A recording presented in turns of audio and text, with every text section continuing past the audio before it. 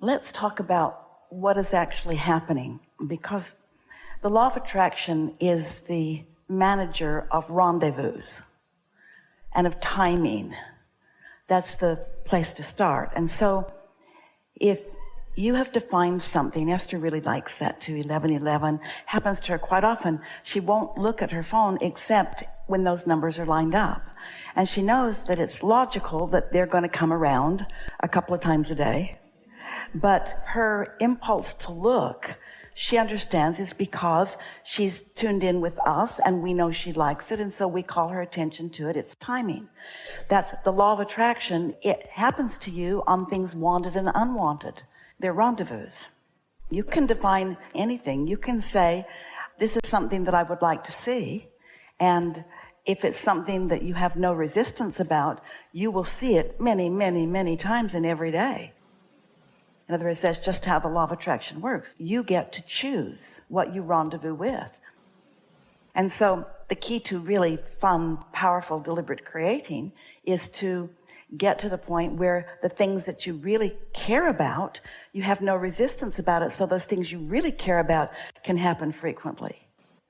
Sometimes the things that people think the most about, they have the most resistance about. And so that's why we call that sort of muddy. I really want it, but I really want it, but I really want it, but. But when it's clear, clean vibration, then you're going to rendezvous with it. And so just know that on that particular subject, you've got a clear, clean vibration. You get to assign all of that. People would hand books off to Esther and to Jerry and Esther all the time, and someone had given them a book, and in the foreword of the book was a really good story about abundance and how when you find something like a penny, take it as a sign of abundance and begin to notice it. And Jerry and Esther just read the chapter. Jerry read it to her. It was a preface to a book. Jerry read it to Esther while they were driving, and as soon as they got out of the car, there were pennies on the pavement. And Jerry said, well, that was fast, and so they started playing with it. Well, over the next few days, there were pennies everywhere.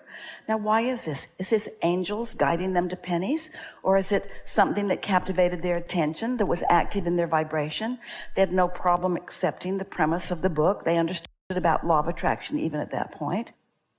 And so there were pennies everywhere, bright, shiny, in most cases, pennies. And Jerry is teasing Esther, you're running ahead and dropping them on the ground just to play with me. He knew she was not, but it was happening so much that it was weird. And so they got on an airplane one day. They were sitting up front at the bulkhead with a wall in front of them, no people ahead of them. And as the plane took off, Jerry said, you're not going to believe this, look down. And his sister looked at the floor. There were 2 pennies that had been on the floor that when the plane took off stood up on their edge. And Jerry said, I'm glad you're looking at this, because if I was trying to get you to believe that that had happened, the universe is capable of so much. And the more you like it and the more you expect it, the more you'll get it. Or the more you expect it, the more you'll get it. A whole lot of people are getting a whole lot of stuff they don't want, but they expect.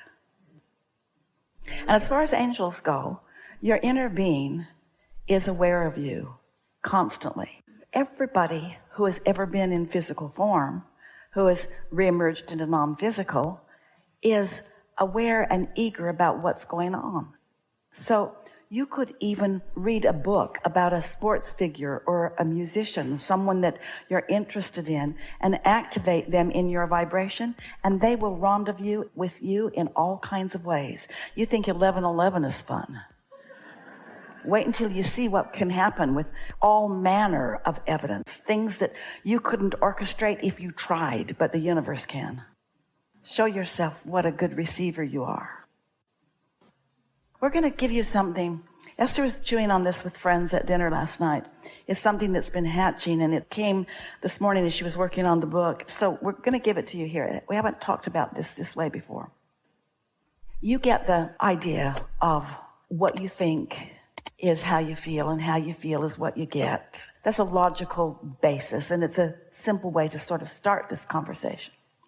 So now, let's talk about a wish. And can you tell us, is a wish stronger than a hope, or is a hope stronger than a wish? nitpicking, they're pretty close, but I wish for that, I hope for that. Which feels stronger? Well, it could go either way, really. A wish is sort of a wondering thing. A hope is getting hold of it and having a little more skin in the game, so to speak. But a wish is lighter, and then a hope. Now, what about a dream? A wish, a hope, a dream. Can you feel that a dream has more momentum? I sort of wondered and wished, and then I sort of hoped, but then I started dreaming about it. And now a desire, an intent. Can you feel how it's softer, but it's becoming more and more? So we want you to feel with us as we just play this word game, the difference in the intensity of the vibration behind the words. Make sense to you? Now, so let's say you weren't very clear, but you got clear and you got clear and you got clear. In other words, you wished for a good life, you hoped for a good life. Then something sort of challenged that, and you began focusing more, and now you're really intending and desiring for a strong, healthy life. Can you feel how you've shored up some vibration? So that's the asking part. When you ask, it is given. But now, what else are you doing? Well, there are other people around you who influence you. So let's say that you have brought yourself through life experience to a strong desire intention. And let's say that it's strong within you. Maybe you've been talking with us and we are certain about your well-being. You're right there. And so you could say that with that intention that is strong within you, that there is a feeling of certainty about your well-being. Just feel that for a minute. Feel what a strong desire and certainty feels like. Can you feel it? Now let's back off of certainty a little bit as we're talking to the peanut gallery, parents and doctors and anybody else who's involved in making their decisions about me based upon what other people are doing. They mean well, they just don't help in that regard. And so now that I'm sort of listening, now my intent that felt sure now feels probable, maybe probable. But as I keep talking, well, maybe it's possible. And as I keep talking more, well, now it's unlikely. You get to decide where it is. You get to decide how strong the desire is, and you get to decide what you do with the desire once it's hatched within you.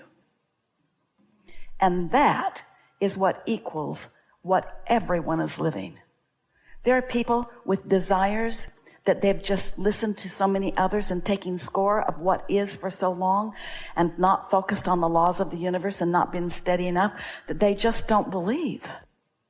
And so it's just unlikely, whether it's a wish or a hope or a dream or a desire, it's not likely that it's going to burst onto the manifested scene because it's muddy.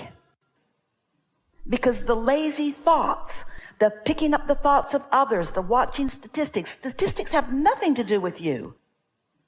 It doesn't matter what anybody else has done with anything because they have had these combinations of maybe it's a strong desire, maybe it's a little fluffy wish. Do you know a little fluffy wish with no doubt will come true every time? Butterflies. If you've got just a little fluffy wish and you're not contradicting it with any doubtful thought, it's going to come about. That's why people can create stuff they don't care about. But when you really care about it, you're more likely to introduce clutter into the vibrational mix and at least hold off the evidence that could be there otherwise. Esther's best friend had a heart attack. Surprised them all. Didn't seem like him. But Esther feels his vitality more than any person she knows because his intention changed so powerfully. And he pays attention to his thoughts. He pays attention to all aspects of his life because it focused him into a place of strong decision, and Esther can feel it every time she's around him. She can't even find a little particle of worry about him. If she decided that she was going to be worried about him because she likes him and she'd like him to hang around, it couldn't even penetrate his atmosphere because he stands in such a strong place of knowing his well-being. And she often says to him, you're in better shape than any of us because you made a decision. The rest of us are just wondering how we're doing. We don't want you to have the attitude, I'm wondering what's next. We want you to say, next what I would like is, I would like more sense of stability in my life experience. I would like a career, job, work that is really satisfying, where I can feel myself expanding and growing. I'd like the people that I work with to be compatible with me, but not exactly the same as me. I'd like us to stimulate each other to new ideas. I'd like to be respected, and I'd like to be around other people who respect me. I'd like to feel really good in my body. I'd like to feel strong and vital. I'd like to feel that I've got a lot of capacity to do things. I'd like all the muscles and tendons of my body to be flexible and strong. I'd like to be able to pretty much do whatever I feel like doing. If I have an idea that I want to do it, I want to be able to kick the door open if I want to. I want the resources to be available to me when I want them to be available. Talk about what you want. Esther says, I like that car, I like that car, I like that car. I wish I had a blouse the color of that car. I wish I had that. Look around and define and praise the things that you like the most.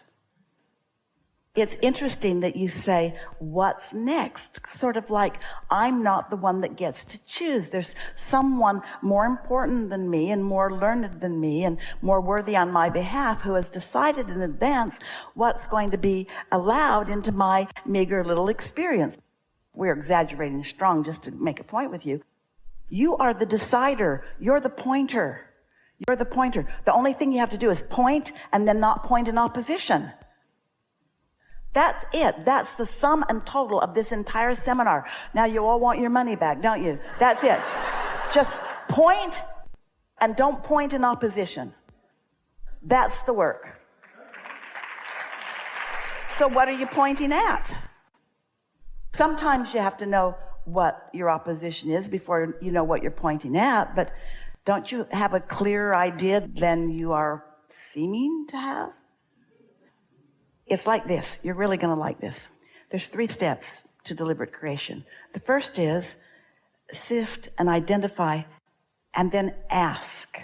And step 1 comes pretty easily. If you don't have enough food, you're asking for food. If you don't have enough air, you're asking for air. If you don't have enough flexibility, you're asking for flexibility. If you don't have enough money, you're asking for money. So step 1, life just evokes it from you.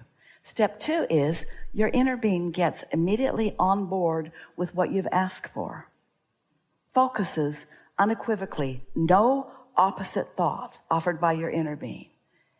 Law of attraction is responding to both aspects of you, you and your inner being. So the law of attraction is responding to your inner being's story about what your inner being knows you want, and powerful things are gathering, cooperative things are gathering vibrationally around the ideas that your life caused you to ask for. Now, you might not be able to verbalize it, but your inner being has a clear idea of what you don't want and therefore what you do want, and so that's already established. Your work is then to find a way to be the best match you can be to what your inner being knows you want. You want to be sure-footed. You don't want to be just an echo to someone else. You want to be harmonic to somebody else, but you don't want to just be an echo to what they want. We are so happy that we had the conversation that we had earlier about, is it a wish? Is it a hope? Is it a dream? Is it a desire? And then, does it feel certain? Or does it feel like maybe it's a probability, pretty sure, or a possibility, it could go either way, or not likely? And so just pay attention to the good feeling things that are going to start showing up like immediately, and connect those dots. Say, I heard something that made me think something about that, and now this is evidence of something about that.